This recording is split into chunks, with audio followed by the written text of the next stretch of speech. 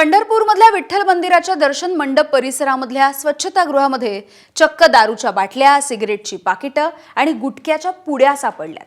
सामाजिक कार्यकर्त्यांनी या सगळ्या प्रकरणाची पोलखोल केली आणि यानंतर आता यंत्रणा जागी होताना दिसतेय। या 7 मजली दर्शन मंडपामध्ये दररोज हजारो भाविक येतात। मंदिराच्या स्वच्छतेचं काम हे बीव्हीजी कंपनीला देण्यात आलंय। मात्र मंदिरासारख्या पवित्र ठिकाणी अशा पद्धतीच्या वस्तू आढळल्यामुळे भाविकही संतापले। या प्रकाराची तातडीने चौकशी करावी, संबंधितांवरती कारवाई करावी अशी मागणी सामाजिक कार्यकर्ते विक्रम शिरसाट यांनी केली आहे।